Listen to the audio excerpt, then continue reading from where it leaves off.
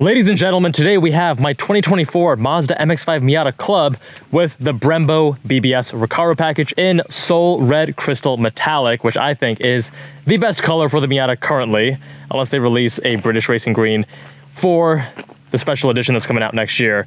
Now, I just finished break-in and I got my oil change, so it's time to push this car and tell you how it drives on the Canyon's bone stock.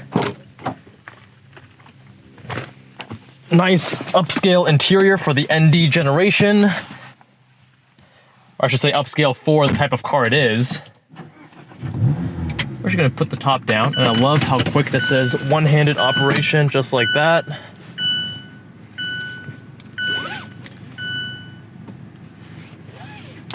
We have CarPlay, and our infotainment screen is wider, thinner bezel.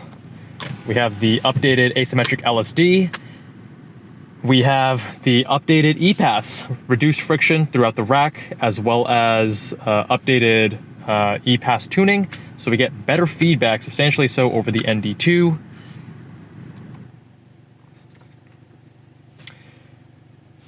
I'm at 1,420 miles. We're weighing in a little bit over 2,200 pounds, and we're powered by the same engine as the ND2, and that's a 2-liter inline-4, making 181 horsepower, around 150 pound-feet of torque. So we also have track mode and traction off mode. That new track mode, DSC off mode, is designed for canyon driving. If you want to have a little bit of slip angle, it still has the kinematic posture control where it brakes the inner rear tire. And then the full traction off that we enabled is if you were to track it, right? And you wanted, and you're, especially if you're modding things, as Dave Coleman was explaining, you know, they don't know what kind of brakes you're using, so they don't want the kinematic posture control to be active there, so this turns everything off. Driving this on the highway is a mixed experience. More on that in a future update video. But when you get it on canyon roads like this, it really comes alive. That lightweight front engine, rear wheel drive, balanced philosophy is perfect for a road like this, especially now that they've dialed in the steering, made it a bit more congruent with the rest of the vehicle. It's a very pure roadster sports car driving experience. Love the way that the transmission feels. It feels expensive, actually. It feels more expensive than you would expect for a car that's sub 40K.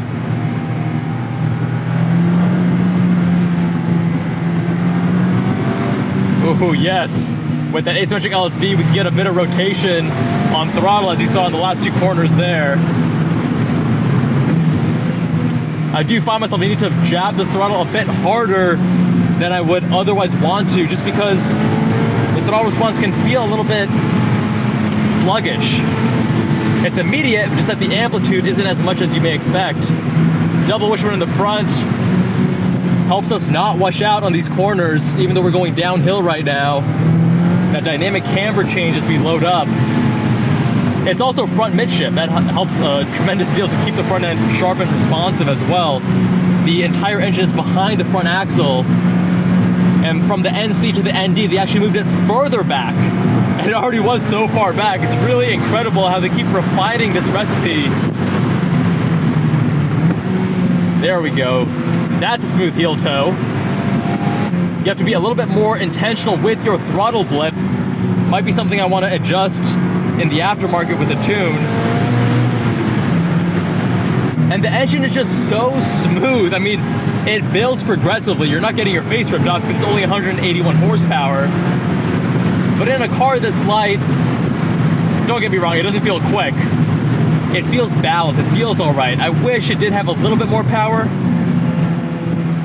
but that's not because I'm not having fun on the canyons. That's more that when you're on the highway trying to overtake, you get yourself into some sticky situations.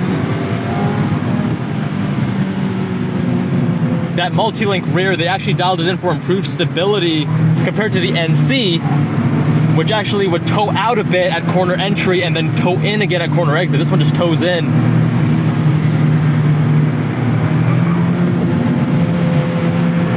Both with both with corner entry and exit, and I explained that more in our NC versus ND comparison video.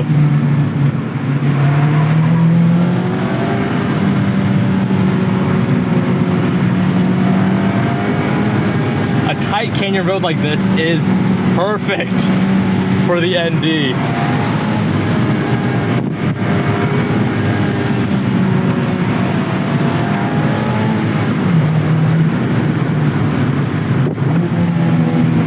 Improved steering gives me that additional confidence because I can feel more of what's happening at the front end.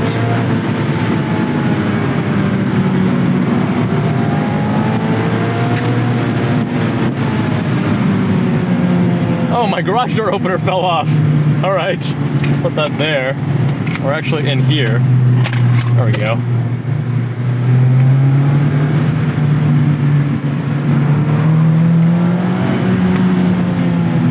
Now, I have reviewed ND3s on the channel, but none that are club with the BBR package. And for the enthusiast, the BBR package is the one you want.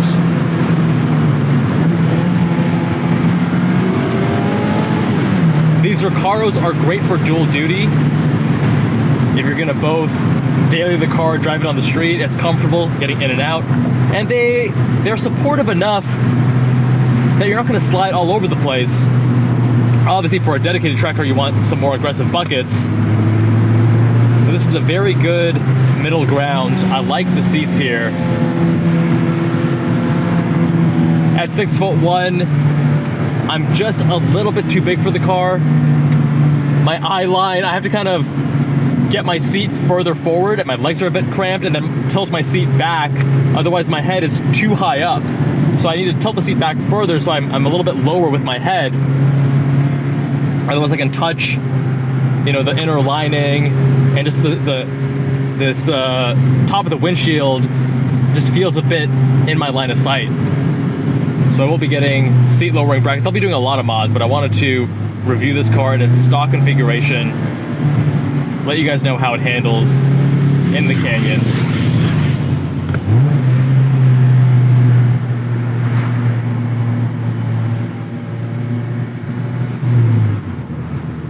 The engine being super smooth, and I mean, it doesn't fuss around with being revved out. You drive a GR86, BRZ, you drive a lot of other cars, and it feels like you're straining the engine. Here, it's so effortless. It really encourages you to rev it out. But the downside is that it doesn't feel as visceral and engaging as something like the induction note on the Honda S2000 with that VTEC, right? That thing just adds so much to the excitement and the drama. But this thing, of course, is so much more livable, and in 2024, to have a car that weighs 2,200 pounds, that has this level of input and focus on the driver experience, it's really incredible what Mazda's been doing. Truly incredible. As I've put more miles on the car, I've been enjoying it more and more. Although I am also quite excited to modify it, get this thing on track, because I think this chassis, this platform has a ton of potential. So if you want to see that and follow me on this journey, then make sure you are subscribed. My friends, if you want your car reviewed, visit us on jabalandcars.com. Fill out the form on the homepage. Much love, my friends, and I'll see you all in that next one.